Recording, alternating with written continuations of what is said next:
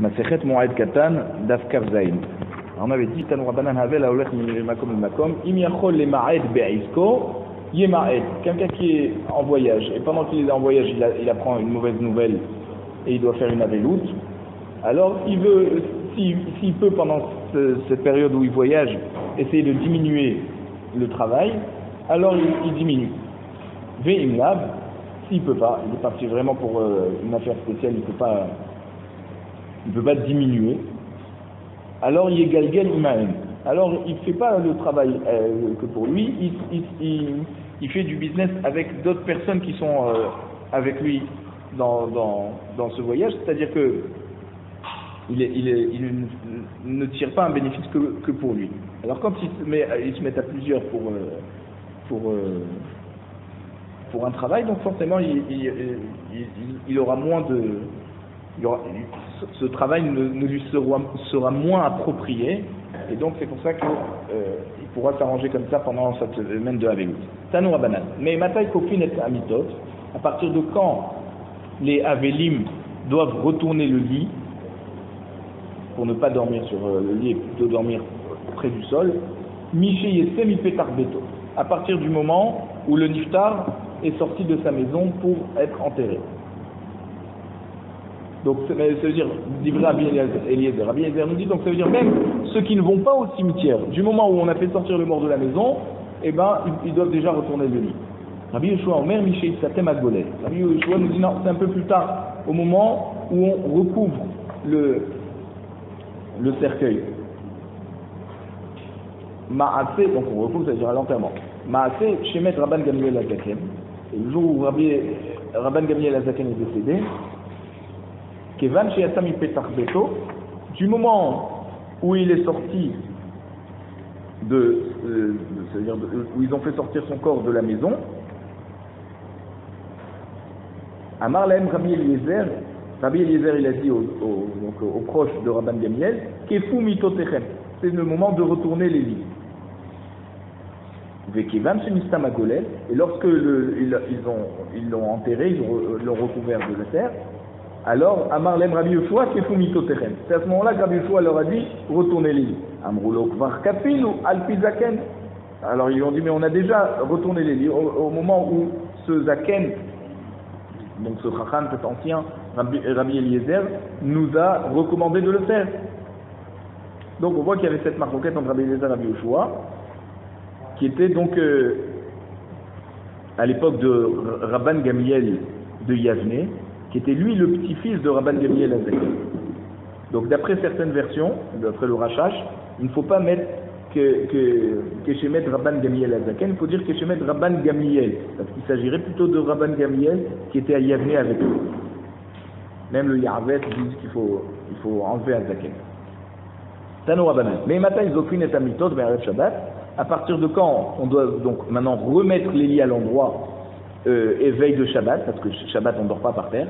Mina Mincha ou Ma'ala. C'est à partir donc c'est pas à l'entrée de Shabbat lui-même, c'est déjà après Mincha, vers la tombée de la nuit. Puisqu'il y a toujours une mitzvah de rajouter du Chol sur le Kodesh, comme on a vu dans Masechet Yoma Daf Pei Aleph. C'est pour ça que, puisqu'on est Magdim toujours l'entrée de Shabbat, donc c'est à ce moment-là que déjà on peut retourner les lits. Amar Rabba Baravuna Afapiken Eno Yoshev Alea Tchetershach. Mais Rabba Baravuna nous dit même qu'on a la possibilité de retourner les lits déjà avant Shabbat, mais on n'a pas le droit de s'asseoir dessus jusqu'à la Shkia. Ou le Motsa et Shabbat, et à la sortie de Shabbat, Afalpichen Lo Leshev Ela Yom Echad, même qu'il lui reste même un jour par exemple de Shiva à terminer après Shabbat, et tu pourrais te dire bon ben alors ça va, pour un jour on va pas lui demander de remettre les lits à l'envers, Choser Vekofé, il doit retourner à nouveau retourner les lits. Tanoua Banan, Chachamim nous enseigne à Kofé Mitato, Lo Mitato Bilvad ou Kofé. Donc Chachamim nous enseigne dans la Braïta, celui qui retourne son lit à cause de la Avelout, Lo Mitato Bilvad ou Kofé, c'est pas à ce moment-là, c'est pas seulement son lit qui retourne, et la Kol Mitot Yeshlo Betor Beto Kofé. Tous les lits de la maison, il doit les retourner. Vafilou Yeshlo Aeser Mitot, Sarah Mekomot. Même s'il a 10 lits dans 10 endroits différents, 10 chambres par exemple. Kofé et Koulan, il retourne tout. Va filou Hamisha. Achin, même si c'est 5 frères qui sont chacun dans leur maison, ou Metehad, et un des deux, c'est-à-dire un des 5, et il est niftar, et que chacun continue à faire ses shivas dans sa propre maison, ils ne font pas ensemble, et donc il n'y a personne qui dort finalement dans la maison du niftar, Koulan Kofin, malgré tout, ils doivent retourner les lits. Pourquoi? Parce que c'est pas la maison du niftar qui fait qu'on doit retourner les lits dans la maison du niftar. C'est la aveloute de tous les endeuillés, même s'ils sont à l'autre bout du monde, ils doivent faire aveloute et ils doivent retourner les lits. Mais si par contre il y avait un lit qui était un peu spécial, où on avait l'habitude de poser des objets dessus, mais pas de s'asseoir ni de s'allonger, alors on n'a pas besoin donc de le retourner parce qu'il n'a pas de fonction à être utilisé pour dormir. Dargash, donc l'Agma nous rajoute une nouvelle halakha qui est dans cette braïta. Dargash, c'est quoi Dargash? On va voir ce que c'est. En sarich lichpoto, il n'y a pas besoin de le retourner. Et là, zokfo, on peut le relever sur ses 2 pieds et le faire tenir accoudé sur le mur. Rabban Shimon ben Gamliel Omer, Dargash matir et karbitab. Rabban Shimon ben Gamliel il dit que s'il y a un Dargash, alors même les cordes qui sont accrochées à ce Dargash, il faut les défaire. Veu nofel me elav, et donc ce panneau de Dargash, il tombe tout seul. Maï Dargash, là. On veut savoir qu'est-ce que c'est ce Dargash. Amaroula, Arza Degada. C'est-à-dire, c'est un lit qui est particulier pour le bon mazal. C'est-à-dire, on ne l'utilise pour rien. Simplement, on le met de côté pour qu'il y ait un bon mazal dans la maison. Et donc, comme il ne sert finalement à rien, alors il y a juste à tirer. Ce dargage, on n'est pas obligé de le mettre à l'envers, on n'a qu'à le mettre debout comme ça contre un mur, comme ça personne peut s'allonger dessus, mais on n'est pas obligé de le retourner. L'Agmara demande à Marley Rabba, et la me'ata gabeme l'erdiknan kola ametsubim ala aret veu mesev ala dargash mi ikamidi be'ada ivna lo otvine ve'ashta motvinadle.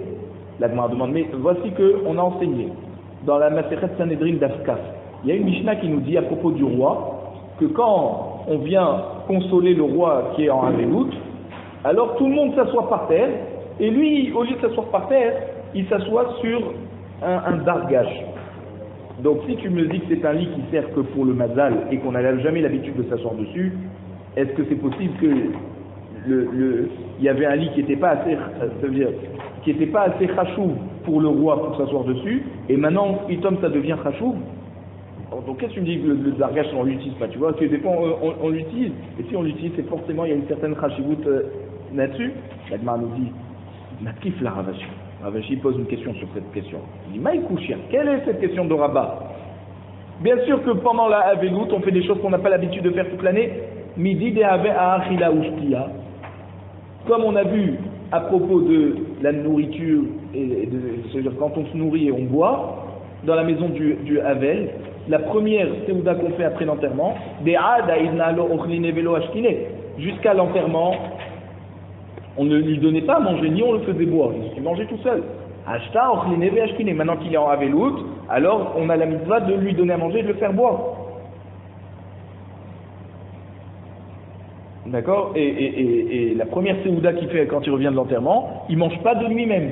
Il faut que ça soit d'autres personnes qui lui amènent cette Seouda.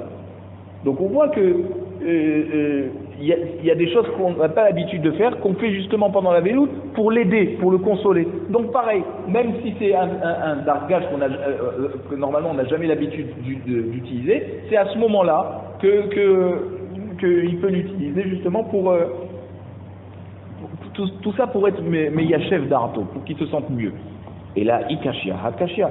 Alors, si tu veux poser une question, pose cette question. Détania, voici qu'il y a une braïta qui nous dit Dargash et notre tarif l'irpoto et la zopo. Voilà, on a vu notre braïta qui nous dit que le Dargash, on n'a pas besoin de le mettre à l'envers, on n'a qu'à le mettre, on peut le laisser à l'endroit.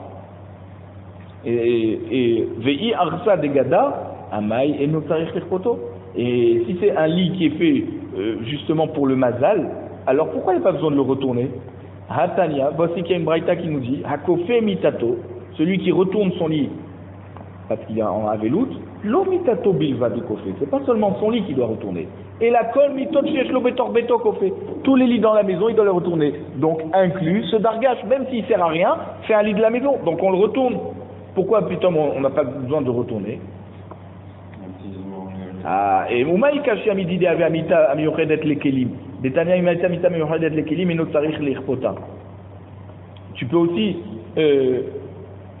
tu peux aussi me dire, mais c'est quoi cette question à propos du lit qui est réservé pour mettre des kelim dessus et pas pour s'asseoir dessus? Alors, tu me dis, voici qu'il y a une braïta qui nous dit que si le lit était réservé à des kélim, alors on n'a pas besoin de le retourner. Donc, c'est vadaï que si on doit retourner tous les lits de la maison, comme cette même braïta nous dit, c'est seulement des lits qui sont utilisés pour s'allonger dessus. Mais pas pour le mazal de ce dargash qui sert à rien. Donc, c'est vadaï, c'est ça la question qu'il faut demander. Et là, ikashia, hakashia. Donc, si tu veux, ce qui est difficile dans cette braïta, c'est ce qu'on a enseigné par rapport à une autre braïta qui nous dit Rabban Shimon ben Gamliel Omer Dargash matir karbita veunofel me'elav. Alors le dargash, on défait les cordes et apparemment qui maintenait dans une certaine hauteur et tombe par terre. Veisal kada'atar arsa degada. Si tu pensais que c'était un lit juste pour le mazal, maï karbitinitle. Et pourquoi on a besoin d'avoir de cordes et qu'on défait? Il tient. Pourquoi on met des cordes? Pour quand on s'assoit dessus, on ne tombe pas par terre. Il y a les pieds, et il y a des cordes qui sont des ancêtres des lattes qu'on a aujourd'hui dans nos lits. Donc c'est pour ça que dans des lits qui sont utilisés, alors là, oui, on tire les cordes et ça tombe. Mais si c'est de toute façon un kéli qui sert à rien, alors pourquoi on lui mettrait des cordes? Il n'y a pas de cordes, il y a juste des pieds, et c'est posé comme ça. Il n'y a pas besoin de mettre de cordes, puisque de toute façon, il n'est jamais utilisé, personne ne s'assoit dessus. Kiata Ravin, alors lorsque Ravin est venu d'Eretz Israël à Babel, il leur a dit comme ça, Amarle, Hahu Merabanan, il y a un Chacham, Rav Tachlifa bar Ma'arava Sheme, qui s'appelle Rav Tachlifa d'Eretz Israël, bar Ma'arava, ça veut dire d'Eretz Israël, Dahava Shechiach Beshuka de Gildae. On le trouvait fréquemment dans le marché des cordes. Maï dargash, et c'est quoi ce dargash? Arsa ditla, c'est un lit en cuir, en peau quoi, et comment on l'accroche?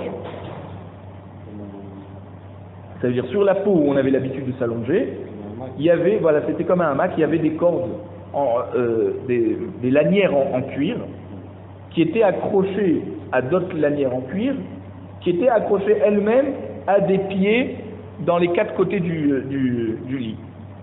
Et qu'est-ce qu'on faisait avec ce lit? C'était comme un lit de voyage, puisque c'est une peau en cuir. Donc c'est pliable. Donc tous les princes, les ministres, quand ils voyageaient, ils prenaient ça avec eux. Et donc c'est pour ça qu'on a dit le dargash, il n'y a pas besoin de le retourner. Pourquoi?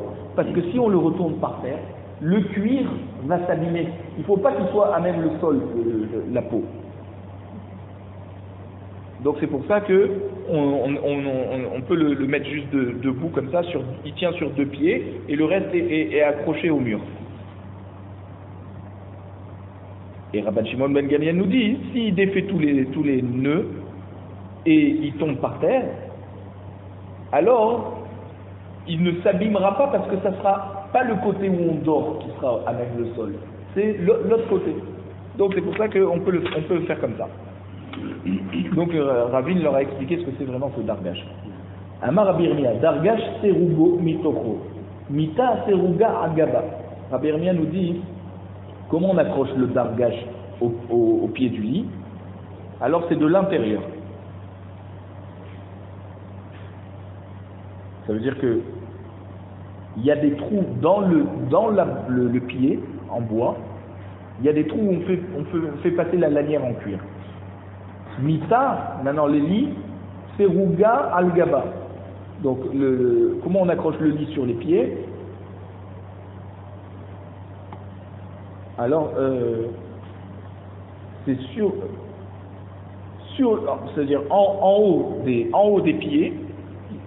C'est à cet endroit-là qu'on accroche on accroche avec une corde, on accroche sur le haut du pied. Et en fait, le dargage, c'est sur la longueur du pied, à un certain niveau, il y a un trou où par là on fait passer la corde qui accroche le lit. Amar bi Yaakov Baracha, Amar bi Yoshua ben Levi, Halakha Rabban Shimon ben Gamliel. Là, Halakha est donc comme Rabban Shimon ben Gamliel, qu'on n'a pas besoin de retourner le dargage, mais on ne le laisse pas tel quel, il faut défaire les cordes pour que la peau tombe tout seul au sol. Amar bi Yaakov Baracha, Amar bi Yossi, Mita shenaklite hayot, il zokfa vedayo. Donc il nous dit notre halakha Rabbi Yaakov Baracha, au nom de Rabbi Yassi, que lorsqu'on a un lit, il y a un lit et il y a deux poteaux au milieu du lit, au début et à la fin, d'accord? C'est pour pouvoir poser une moustiquaire, ça fait donc comme une sorte de tente sur le lit. Alors, on a juste à le lever, ce lit, de côté, et ça suffit. Parce que de toute façon, on ne l'utilise pas. On ne peut pas le mettre à l'envers parce qu'il y a des poteaux. Donc, on n'a plus qu'à le mettre de côté, et ça suffit. Tanoura Banan, Chachamim nous enseigne, Yachen al-Gabé qui sait. Lorsqu'un Havel est assis sur une chaise, ou alors al-Gabé ou Diane Gedola,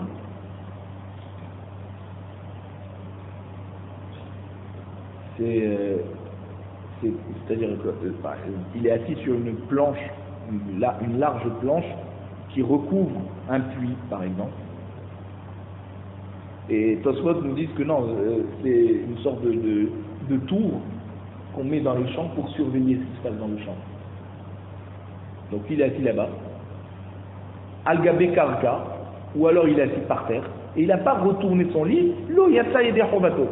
Ça ne s'appelle pas qu'il a fait la mitzvah de Havelut comme il faut. Amar Rabbi Yochanan, chez l'Okiem Fiatamita. Et Rabbi Yochanan nous explique parce qu'il n'a pas retourné le lit sur lequel il dort. Tanou Rabbanan, Mechabdin ou Marbitin Bevet Havel. Chachamim nous enseigne, on a le droit de nettoyer le sol, et Marbitin, c'est juste d'éclabousser des gouttes d'eau pour tasser la poussière. Dans la maison d'un endeuillé, on a le droit. Parce que c'est pas chachou, tous les gens font ça chez eux pour un minimum de propreté. Et on a le droit de laver donc les assiettes, les verres et les petites assiettes, vekitoniot, les carafes, bevet à Havel, dans une maison d'endeuillé, à la fin du repas. Par contre, on n'amène pas le fameux réchaud où on mettait dessus des braises et des épices et des fleurs qui permettaient de mettre une bonne odeur. Ve'et bessamim, avec tous les parfums, les ve'et Havel. Parce que c'est comme si il veut s'embaumer d'une bonne odeur, et ça on n'a pas le droit pendant la semaine de Havel. Et ni, la marge bon, on n'a pas le droit d'amener le mougmar et le bessamim. Ve'atane bar kapara, voici bar kapara nous enseigne dans une braïta, en mevarichin lo ala mougmar, ve'lo ala bessamim, bevet Havel. C'est-à-dire, Motzei Shabbat, quand on fait l'Abdallah, on ne fait pas la bracha sur le mougmar et sur les bessamim. Et la Gemara Medayeket dit Barouché ou Delo Mevarchin. On ne fait pas la bracha, et Tuimaitinan, mais on peut les amener dessus, dans la maison. Bon, pas comme la Braïta qui nous dit que Bichla on ne les fait pas rentrer. Lokashia, Ha Bevet Havel, Ha Bevet Amenachamim. La Gemara on dit non. Dans la Braïta qui nous dit que on peut amener le Mougmar et Bessamim, mais on ne fait pas la bracha, c'est quand on est dans la maison de l'endeuillé, et c'est-à-dire que le mort est encore là-bas. Et donc c'est pour ça que pour enlever la mauvaise odeur le temps qu'on aille l'enterrer, on a le droit de faire rentrer des bonnes odeurs. Mais la maison des Menahamim, ça veut dire, après qu'on a enterré le mort, les gens viennent rendre visite aux... Voilà, pour consoler les Avelim. Alors là, c'est à ce moment-là qu'on n'a pas le droit de faire rentrer les Bessamim.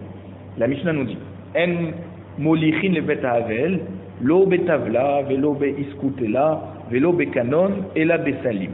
Alors tout ce qu'on amène, la Seudat Avra'a, on est obligé d'amener, c'est-à-dire c'est des gens qui amènent la Seuda aux endeuillés. Les endeuillés ne doivent pas manger de ce qu'ils ont chez eux à la maison. Alors comme on leur fait ce kavod, malgré qu'on leur fait ce kavod, on ne doit pas amener les repas sur un plateau, ça c'est tavla. Iskoutla, c'est une grande assiette, un grand plat, on va dire. L'obé kanon, kanon c'est un kéli qui est large d'un côté et étroit de l'autre côté. C'est ce qu'on appelle des kélim qui coûtent cher. Et la bessalim, on est obligé d'amener dans des paniers, tout simplement, qui sont fréquents, qui se trouvent chez tout le monde. Et la bracha qu'on fait au Avelim, quand on dit Achenu ameyugaim amedukain ba'avelazeh, tenu levavchem lachakor, zot yomedet lahad, netiv hu misheshet yeme bereshiv. Donc c'est une phrase qui est ramenée dans la Gemara de Ktuvot d'Afret. Et à la fin, on termine en disant Baruch Menachem Avelim. Cette phrase, cette Birkat Avelim, on ne la fait pas pendant la fête. Si la personne, elle a eu un deuil pendant la fête, on ne lui fait pas cette bracha pendant la fête. Aval, on dit Beshura ou Nahamim. Mais on se tient en ligne au moment où les Avelim ressortent du cimetière et on les console. Ou Potrim et Arabim. Et donc ça veut dire que après que les gens se sont tenus droit et ils leur ont dit des paroles de consolation, alors les Avelim leur disent vous pouvez retourner chez vous, merci d'être venus. Et ils n'ont pas besoin de s'asseoir avec eux au moment où les Avelim font la Seudat Avra'a. Parce qu'on est en fête, donc on les laisse rentrer chez eux. En manichin et amita barechov. On parle de Cholamoué, puisqu'on n'en fait pas comme les autres. En manichim et amita barechov, on n'a pas le droit de poser le cercueil du niftar dans la rue pendant la fête, pendant Cholamoué, pour faire un espède. Chez l'eau les harvil et espède, pour ne pas être en situation où les gens vont beaucoup parler dans des éloges funèbres. Comme on est Cholamoué, il faut limiter les pleurs. Vélo shel nashim, ni on met dans la rue un cercueil de femmes décédées. Les olam, ça jamais. C'est-à-dire même en semaine, ni pnei kavod. Pourquoi? Parce qu'il risque d'avoir du sang qui va couler et que ça va être, comme les femmes ont du sang, des règles, tout ça, donc c'est pour éviter qu'il y ait du sang qui coule et que ça va être un manque de kavod au niftar.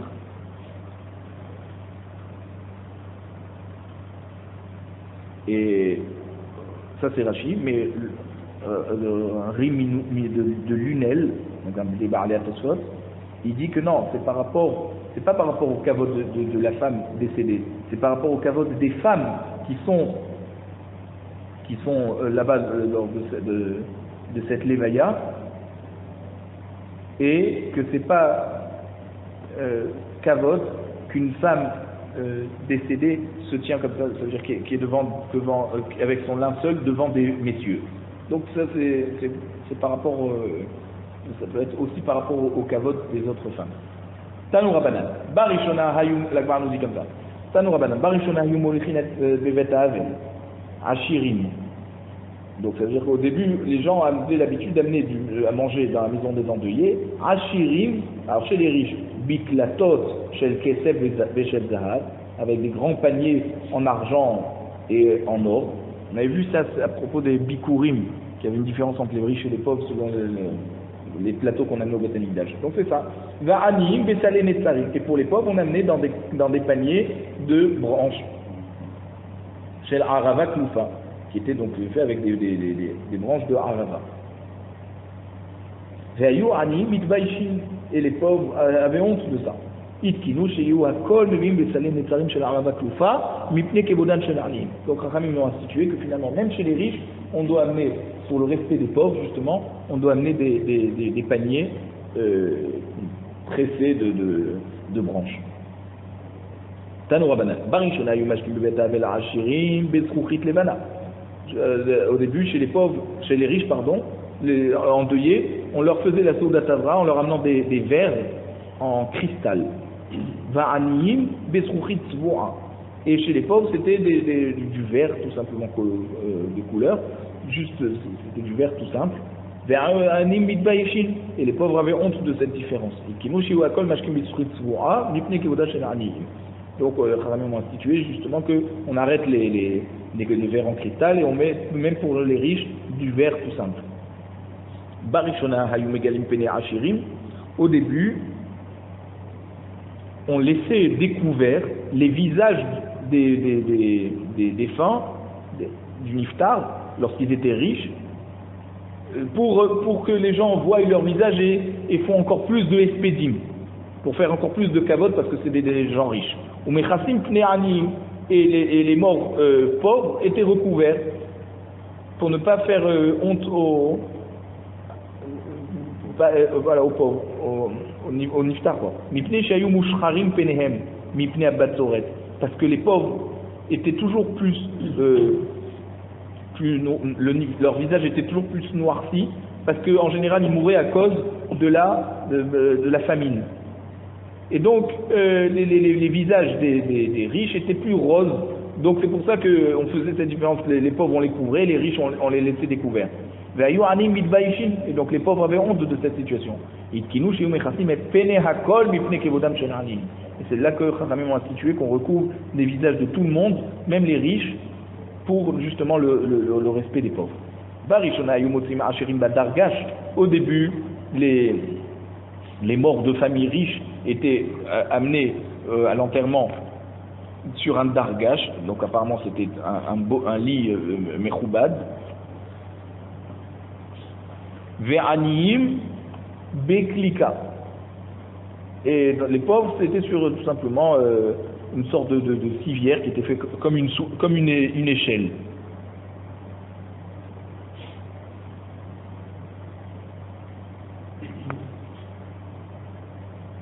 Et le Rim de Lunel, donc un Barat Tosfot et Loran, explique que Kliva, il ne faut pas dire Klika, il faut dire Kliva, c'est comme un sort de clou, une sorte de cage, comme ça où on mettait le mort à l'intérieur.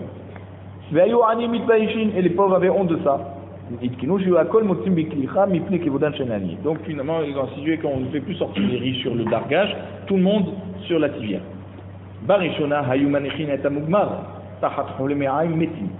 Au début, ils mettaient donc une bonne odeur avec ce mougmar qui faisait brûler des encens. Tachat cholé me'aim metim. Ça veut dire pour pallier à la mauvaise odeur qui sortait des entrailles des niftarim. Vayu cholé me'aim haim mitbaishim. Et donc ceux qui avaient ceux qui étaient malades et qui savaient qu'ils risquaient de mourir de ça, avaient honte parce qu'ils se disaient voilà les gens amènent des palliatifs de cette mauvaise odeur. Alors ils ont institué que pour tous les morts on met mougma, pour que même ceux qui sont malades du ventre, de leur vivant, n'aient pas honte. Au début on mettait des vêtements sur le niftar.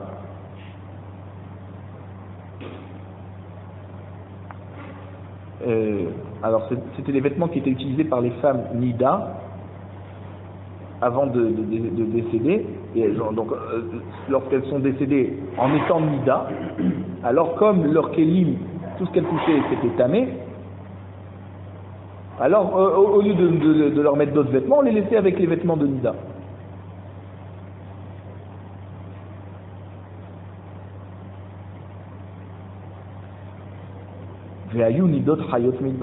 Alors les femmes qui étaient nida vivantes, elles avaient honte, elles se disaient d'accord, même si on va mourir, on va nous voir avec les vêtements de nida.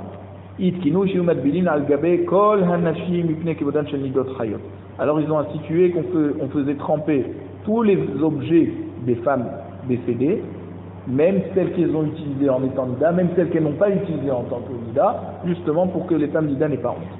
Barishona matbilin al gabe zavim metin ve'ayu zavim haim itbaishin itkinu sheyu matbilin al gava kol mipne govna shel zavim haim.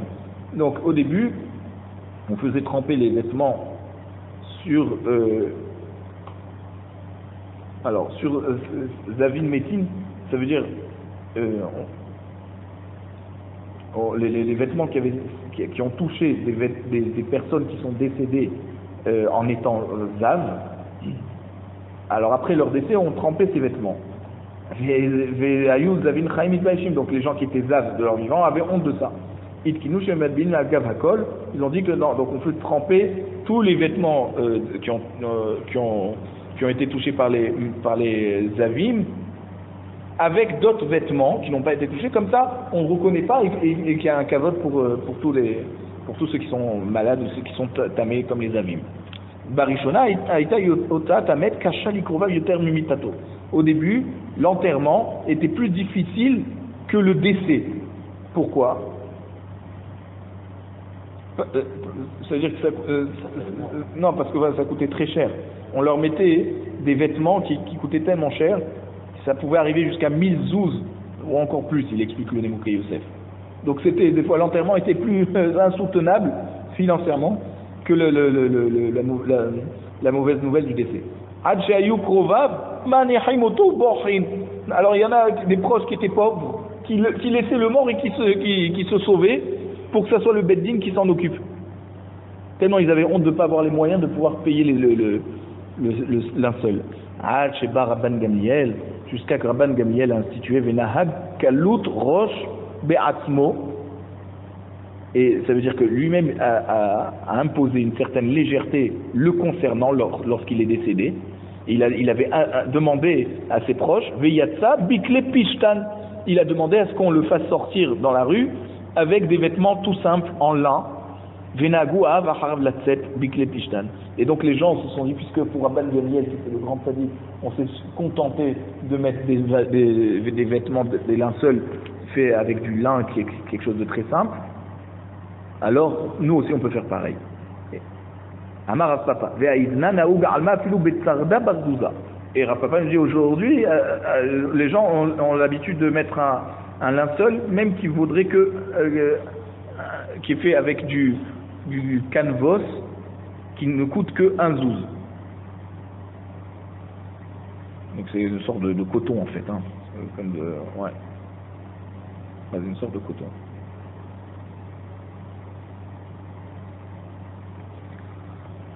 On avait dit dans la Mishnah, on n'a pas le droit de laisser de poser le cercueil dans la rue pour faire des pauses et faire des espédim.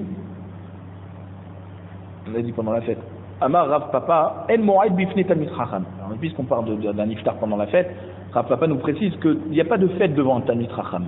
Ça veut dire que s'il y a un grand Talmid Chacham qui est iftar, il faut faire des espédim comme on aurait l'habitude en semaine.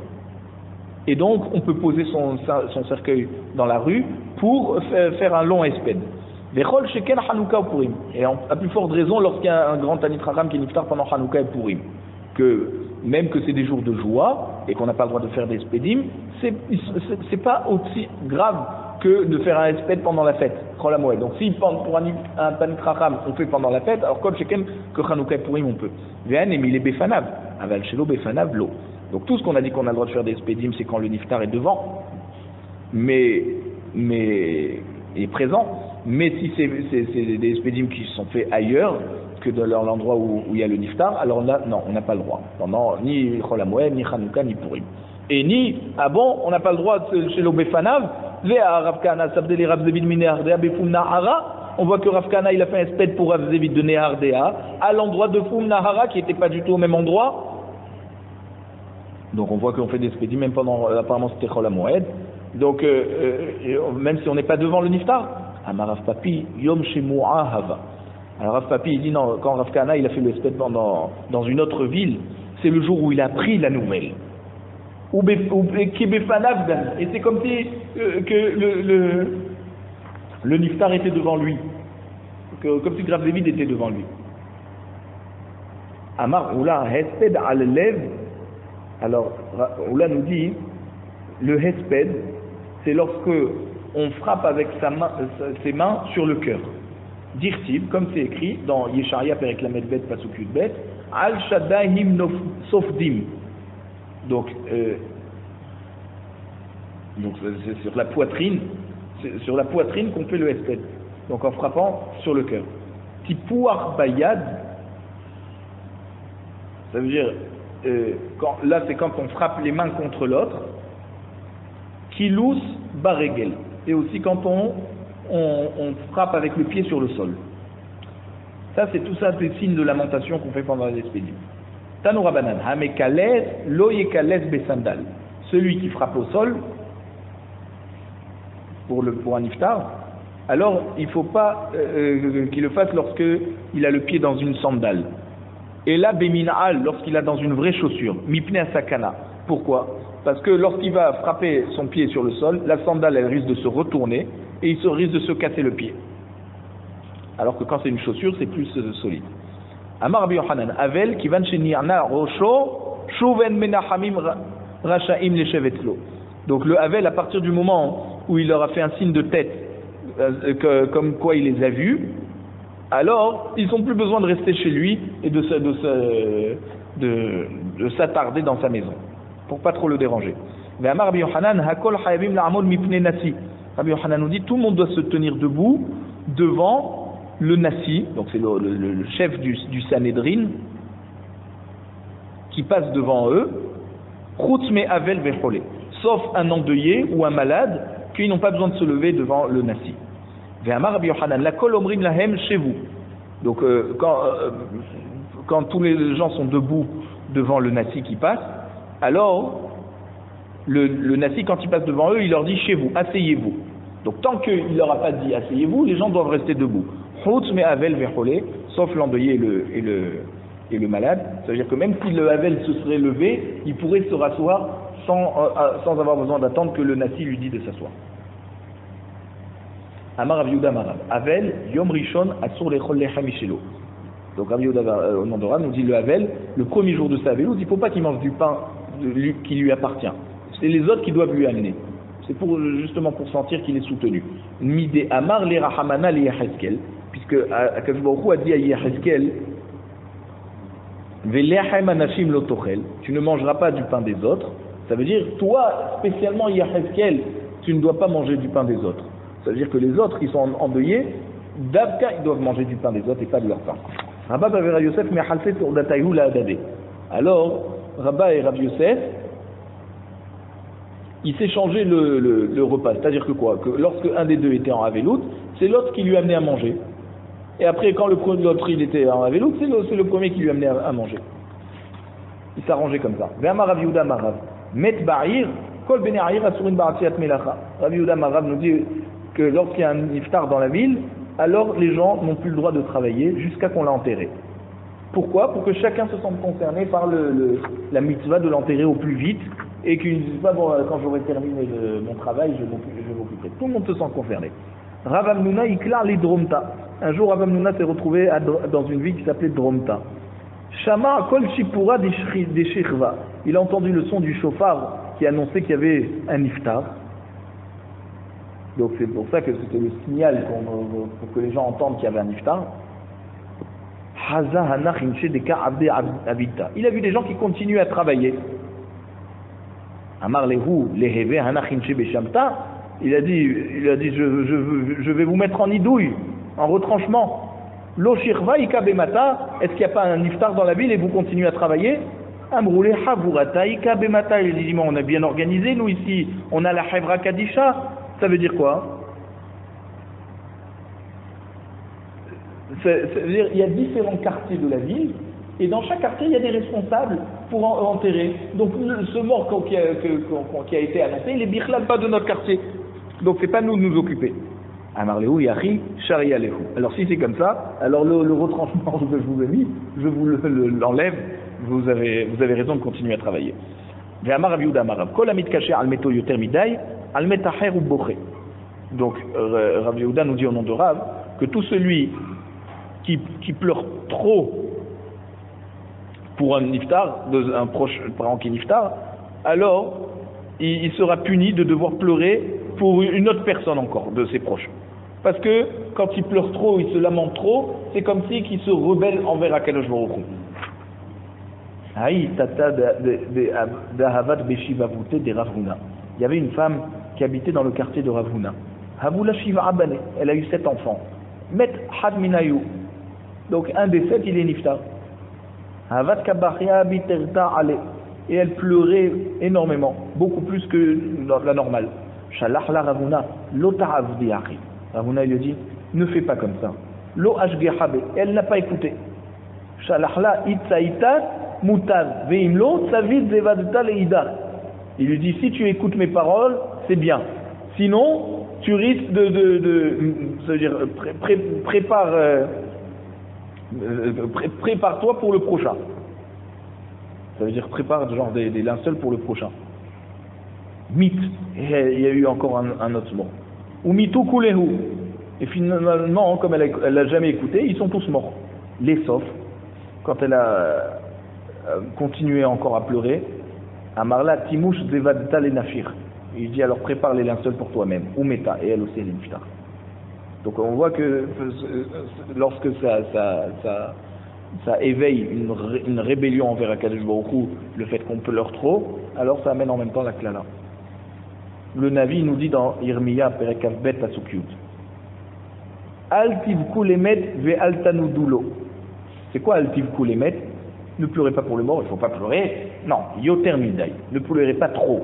Ve al tanudulo, ça veut dire ne faites pas trop de espedim. Yoter mikeshiro, plus que ce qu'il en faut. Haketad, alors c'est quoi le bon shiur? Shlosha yamim libri, les 3 premiers jours de la veloute sont réservés pour le pleur.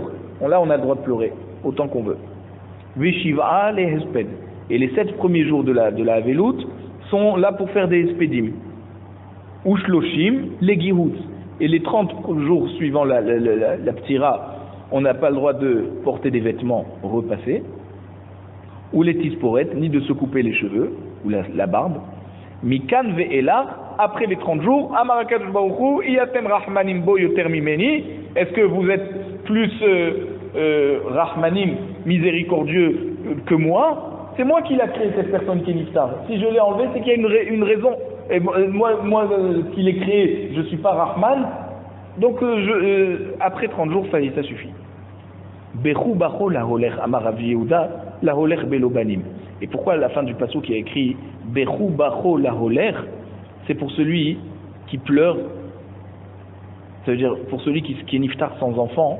Alors là, oui, il faut pleurer plus que d'habitude, parce qu'il n'a pas laissé de descendance, ce pauvre.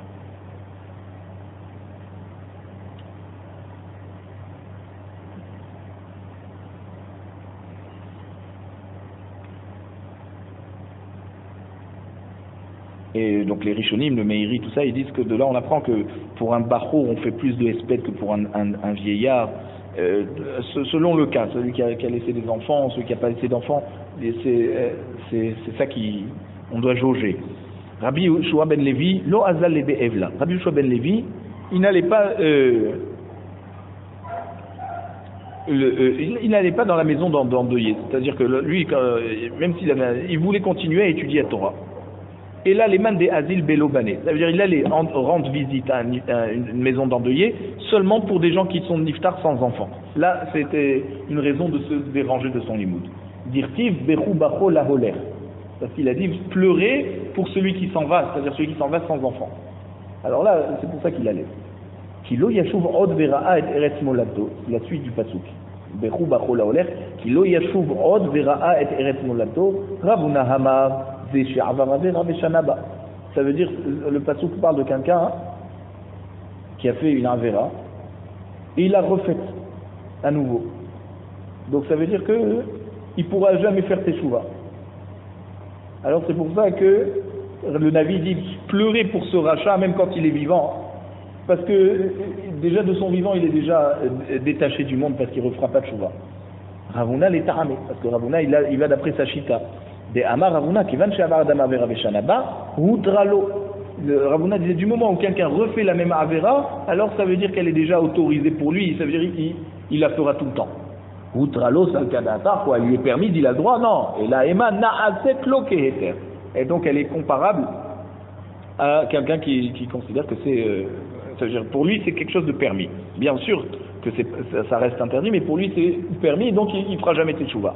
Amar Rabbi Levi, Avel, Shlosh Yamim Arishonim Miret Atzmo Keilu Chayrev Munachat Lo Ben Shete Ketefav. Donc un endeuillé, comme l'amidatadine l'a touché, alors il doit avoir très peur de ses averot. Pendant les 3 premiers jours, il doit laisser transparaître comme si qu'il est devant une épée qui est posée entre ses 2 épaules, ça veut dire sur son cou. Alors il doit donc être très très sérieux et même renfermé. Mishlosha ad Shiva, entre les 3 premiers jours et la fin des Shiva. Alors Keilu Munachat Lo Kenegdo Bekeren Zavit. Alors il n'a plus besoin d'avoir aussi peur, de montrer qu'il a aussi peur comme si qu'il a l'épée sur le cou, mais comme si l'épée est dans un coin de la maison. Ça veut dire que la midatadine est toujours présente.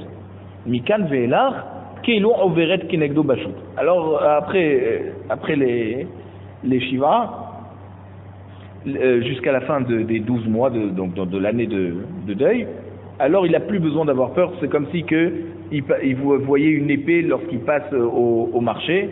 Que bon, bien sûr l'épée ça rappelle la mort, ça rappelle donc, mais c'est pas une peur aussi forte que s'il était il avait l'épée sur sa tête, quoi.